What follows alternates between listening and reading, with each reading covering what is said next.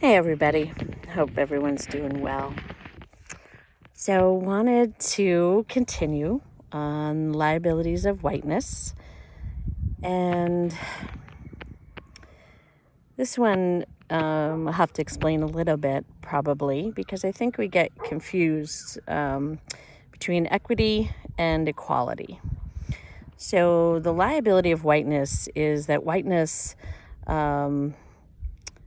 allows us to deny equity, that we don't want equity. We don't want to fight for equity. It allows us to deny equity for all people. And so first, I want to explain really what equity is and how it differs from equality.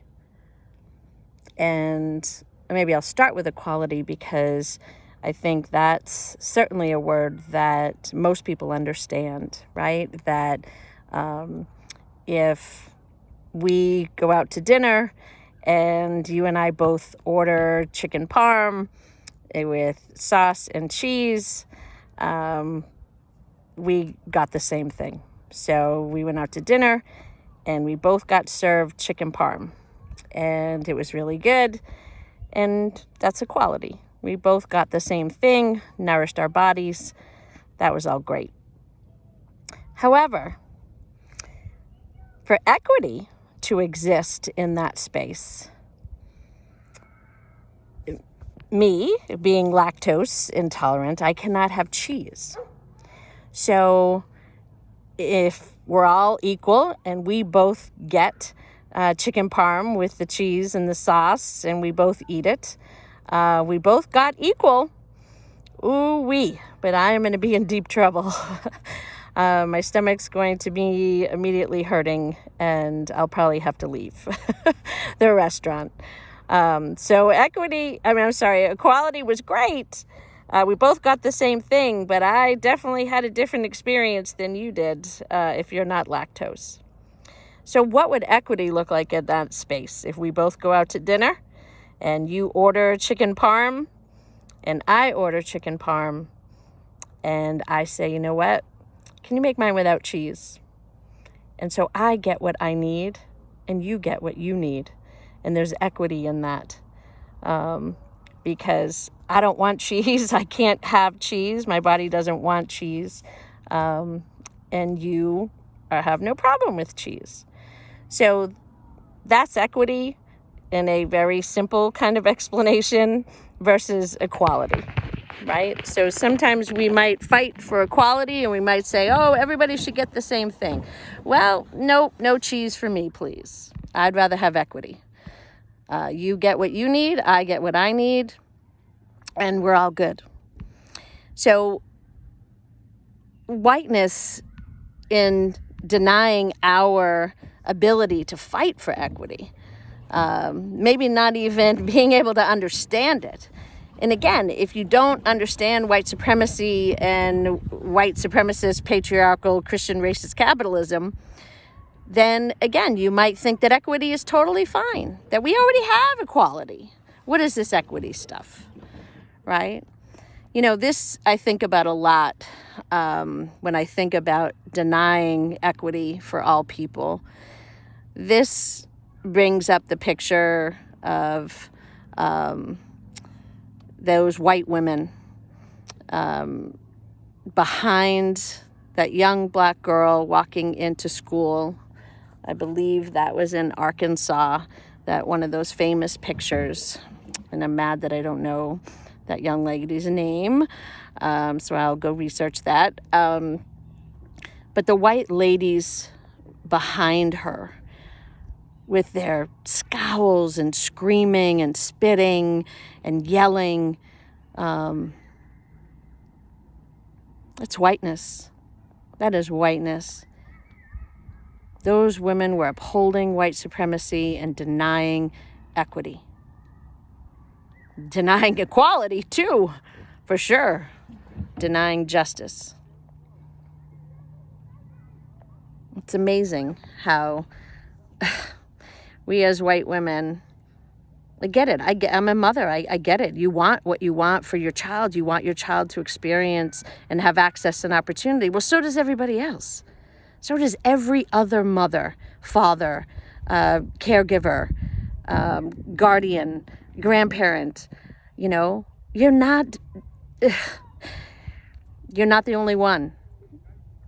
And you're not justified in your racism. You're not justified in denying that equity. And so it's such a liability of whiteness that we can literally justify not wanting equity in our schools. There are Moms of Liberty and all these other so-called white women groups that are popping up in school committees all over the country right now. Does not even want that word mentioned. What is that doing to our souls? That is such a sickness. That is sickness. That somehow, that again, I don't know if people believe that there's just a finite amount of resources, that there's only, that there's not an infinite amount of resources, which there are. There's enough for everybody. And somehow we think it's a pie. Right? Heather McGee and The Sum of Us, please read that book. To think about, again, that you would give up, that when the community pools that were opened, I think was it the 1930s or 40s, or maybe it was after World War II, that the community pools were opened. And all these white communities had access to a pool that they could go swim in the hot sun. And black people, brown people were denied access. You're not allowed in our pools. Well, then rules changed and equity and equal access was allowed. And you know what we did? We closed the pool. We cemented and closed up all the pools. That somehow, as a white person, that I can justify, if a black and brown person's going to have what I have, the access and the opportunity, well, then I don't want it. Then I don't want it either. They can't have it. And I will give it up in order for them not to have it. That is sick. That is absolutely sick, and we should be ashamed as people who call ourselves human beings. Forget about Americans. Forget about living in a democracy. Let's just get down to the basics of being a human being. How could you possibly justify anything like that? And again, I know a lot of it is rooted in, of ignorance and hate for sure. But again, we all know the morals in our heart. We all know that all of us deserve equity and access to all the resources. But again, whiteness and white supremacy has colonized this entire world, has colonized Africa, taken people's land from indigenous Africans, taken their language, and then European people, white people, they didn't call themselves back then, again, invaded South America, invaded this country, thinking that somehow they can just take anything and everything they want and kill, in many cases, in the name of Christianity. We have to learn this history and understand that it is repeating itself every single day.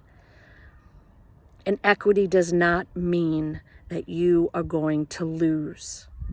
You are losing now in an unequitable system, in an unequal system, in an unjust system. You are losing now, white people. We are. No doubt about it in my mind. And I know yours if you think deeply and have the critical thinking necessary to realize that equity and justice would absolutely benefit all of us. And we need to strive for that, That needs to be your motive. Your motive. Take that on as your motive and decide what you're going to do.